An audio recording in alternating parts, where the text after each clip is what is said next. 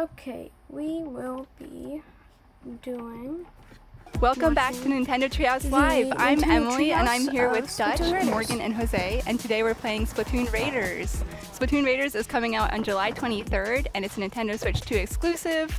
And today we're going to show you some live gameplay. One thing to keep in note is we are playing a development build.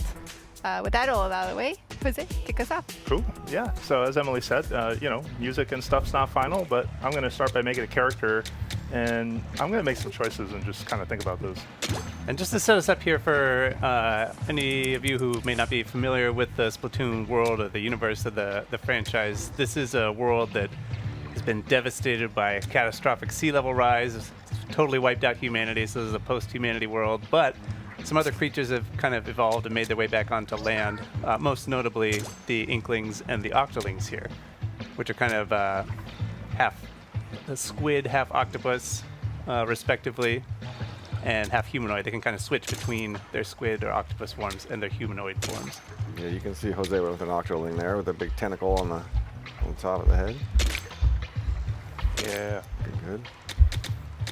I like that you have your hairband is a plastic bag, I believe. Nice. Which we'll see how that fits into the game and all the stuff you can salvage. Like, this game has a lot of salvage beach detritus. Yeah, upcycling. Yes. Yes. All right. So we're going to jump into the tutorial level and just kind of get our feet wet on how Splatoon plays. And we kind of want to start at the ground floor for folks, right? So you might be familiar with what Splatoon is, but if you aren't, first of all, welcome. We're really happy that you're here, and we just want to kind of walk you through the basics before we get started. Out here on the Spiralite Islands. What? I didn't hear you. So at its core, this game is an action game with elements of shooting. So you're playing as either an Inkling or an Octoling. And, what do octopuses and squids do? They shoot ink, right? Mm. So here, as Jose getting this set up, you can see he's using the motion controls, and you can use the motion controls to kind of fine-tune your aiming.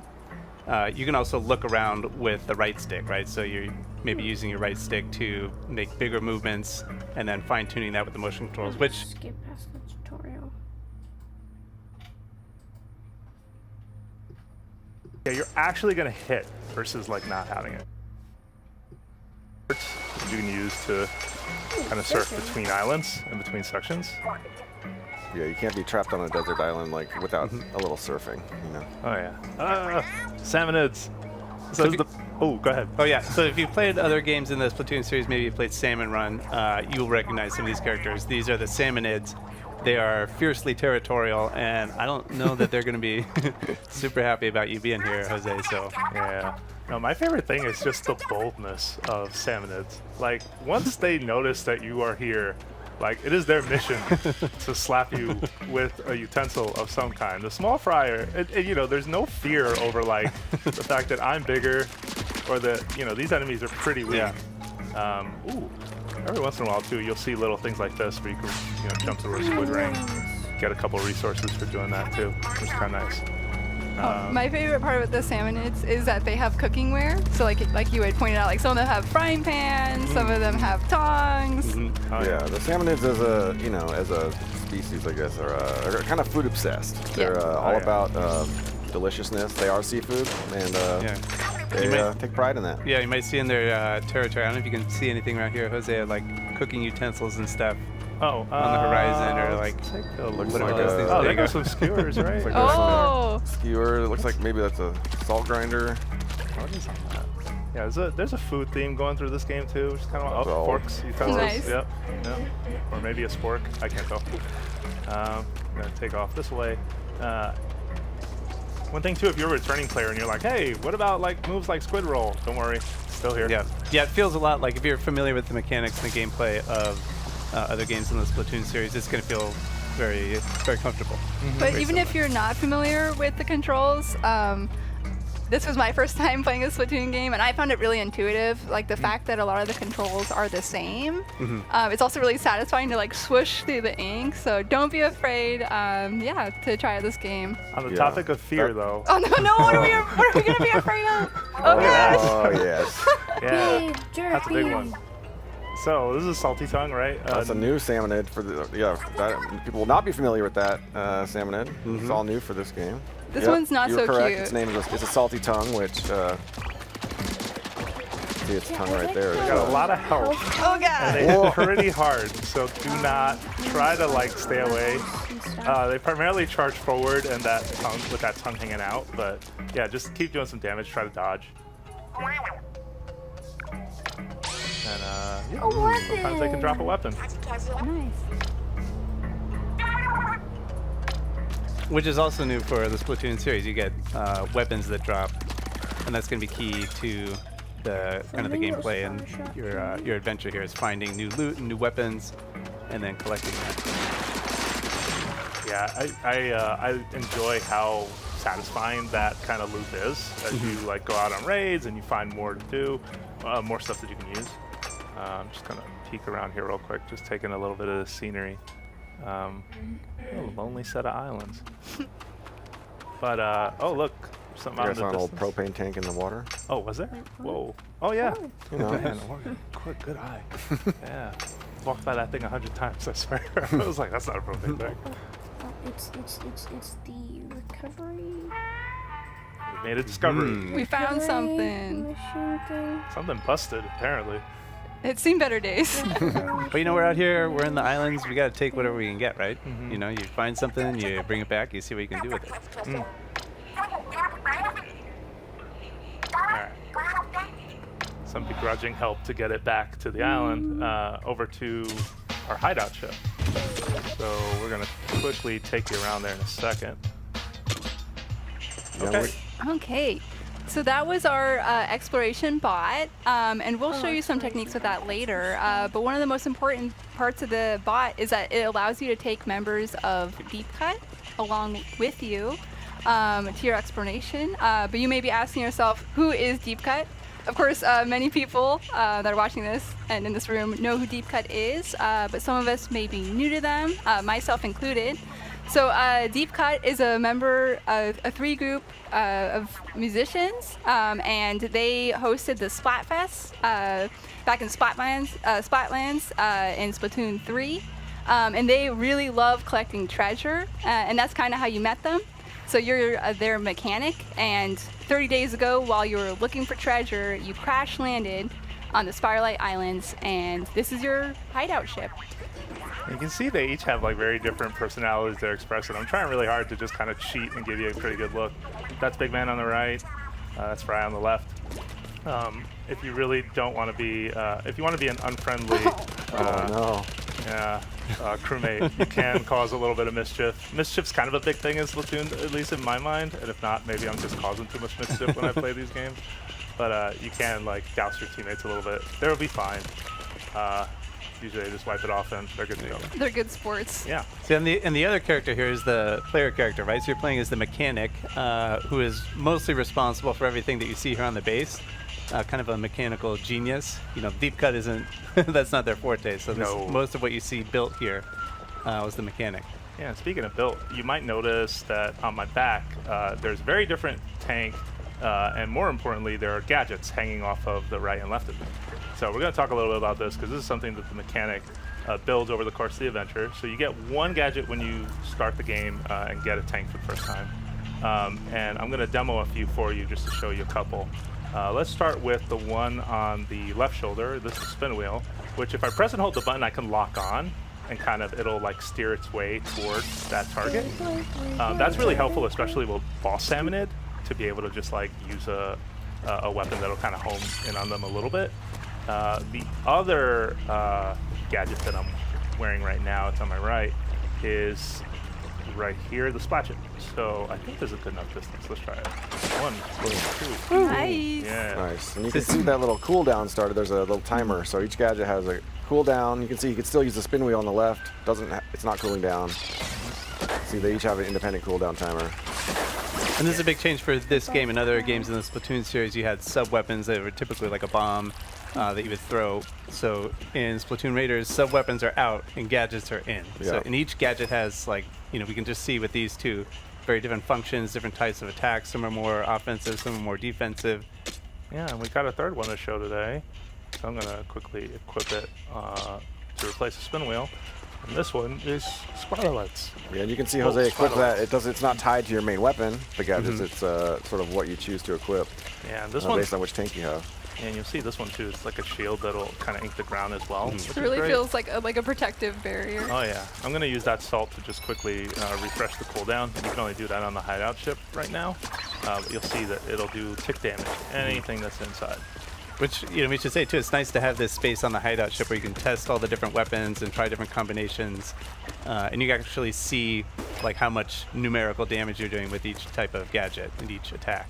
Oh yeah. All right, so we got a decision to make. All right, let's do it. For gadgets, what do we want to bring with us, right? I feel like I'm kind of torn. I definitely want to bring the Splatchet. I feel like the Splatchet's just so aggressive and such a big hit that I think that's necessary. But what do we take for the secondary? What do you think?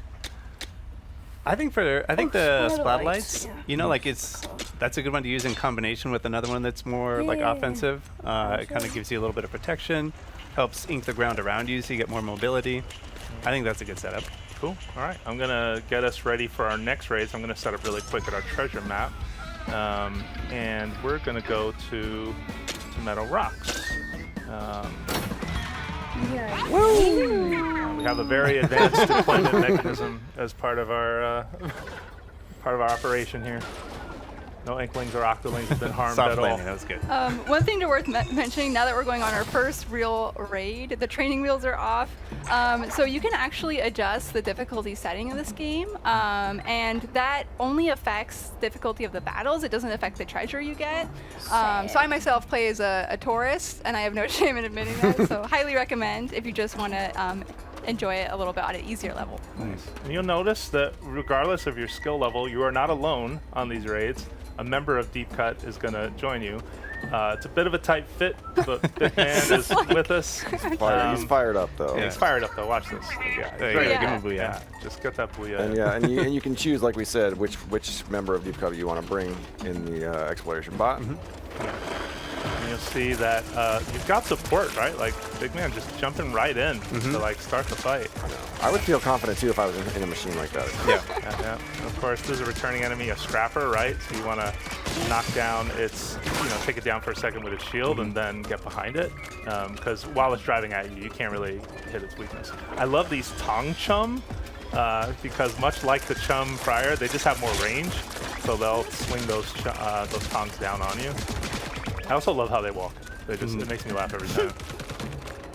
All right, so we're coming up on our first treasure site here, and you're going to see that there are kind of beams of light in the air showing you where the treasure is. That one with the spiral on it will be the last one.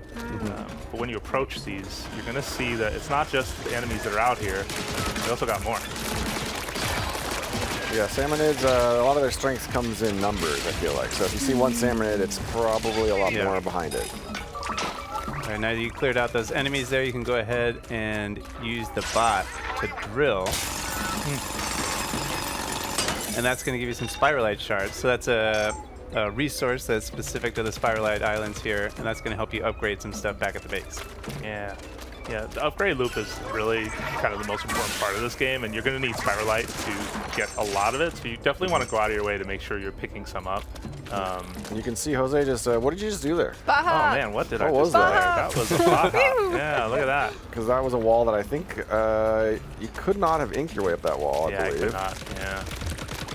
But through the magic of the bot hop. Yeah, and you can see we've got some particular floaty physics here in the Spiralite Islands, something keeping you in the air and afloat for a little bit longer than you normally would. Yeah. One tip though, don't transform or you fall like a stone. Yeah. Oh no. And since you can call the bot to you at any time, call it over to you, it sort of allows you to not just have the bot as backup, but bring that bot hop in any number of situations. Especially because of the nature of the combat, where you say it's like a numbers game where the salmonids are just swarming you.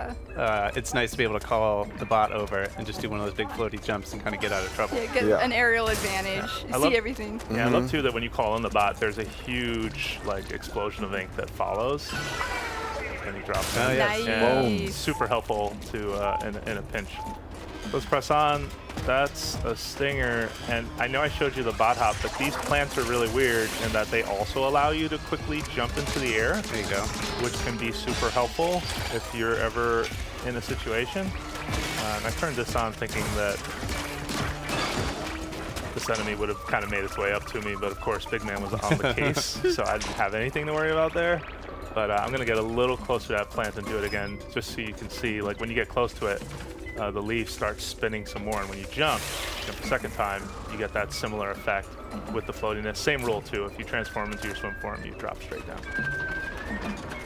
So here's our second treasure site, and they're coming in. There goes a Quahog. Oh boy. Alright, I'm going to ask Big Man to get close. I like this bot buddy jump too, just because you're able to use it as an eject button. There you go. Oh, yeah. Look at that. We can see there Jose leveled up, so he's going to get some immediate boost to his stats. Yeah, and you also will see that, like, over time, you get stronger as, you know, the game is obviously going to get more difficult as you play, but you also get stronger as well. So you kind of end up meeting the game kind of halfway. You'll see here, we got another group of enemies coming up. I'm going to actually use this as a good spot to just, first of all, use my spotlights to keep them back, and then charge in, finish the job. Yeah, the Splatchet can make quick work of a whole bunch of salmon at once, which is nice. Oh, yeah. And we saw there the little kind of like crystallized yellow thing. That was material that you got from that enemy, and that's also going to be key for building stuff and upgrading stuff back at the base. I feel like one thing to note too, Jose has done a really good job picking up all those drops. However, even if you don't pick them up, they're still yours to keep. So you'll still get them. Yeah, any treasure that drops is yours in the game, regardless of if you complete the raid, which is really helpful. Yeah. Oh, so we're charged. You may have noticed we've been picking up those big orange looking eggs. Those are mega power eggs, and they charge a meter that now says it's charged. And if you've seen some prior trailers, you may have seen this before, but basically do a move called a showstopper. I love the air horns. Yeah, and Big Man's showstopper specifically is for running into enemies. You want to slam into them, but you can also toss out those little manta rays. Yeah, we got it. All right. So here's our last big treasure. Yeah. Big Man's going to drill that Booyah for luck. Nice. Ooh, and materials and a chest. All right, but we don't want to spoil it, so we're not going to take a look at the contents of the treasure chest right now, right? Yeah, No no. spoilers. Yeah, We'll keep that a surprise for folks at home. Yeah. But you know, that's our demo.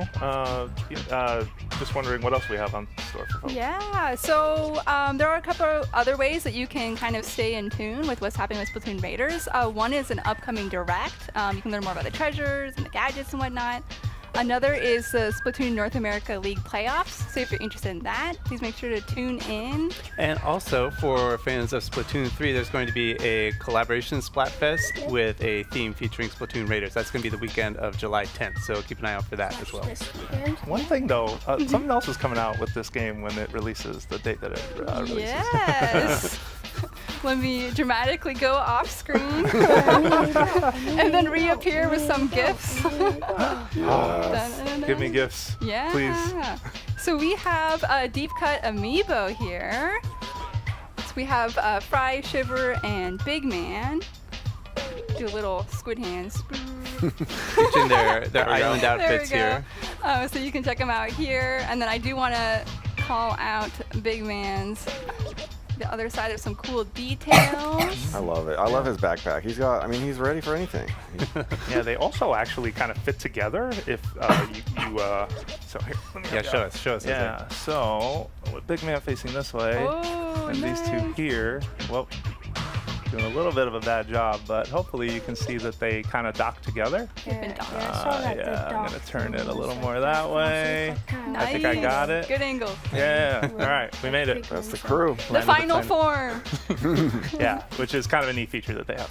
Awesome. Okay, so I'm gonna take this back. Awesome. And yeah, so these come out on July 23rd, which is also the release game of Splatoon Raiders. Thank you so much for watching. My name was Emily, and I was here today with Dutch, Morgan, and Jose. And don't go away. Please stay tuned on Nintendo Treehouse Live. Next up, we have is Rhythm Heaven Groove. Thank you so much. That will be the end of this video, and I will see you in the next one.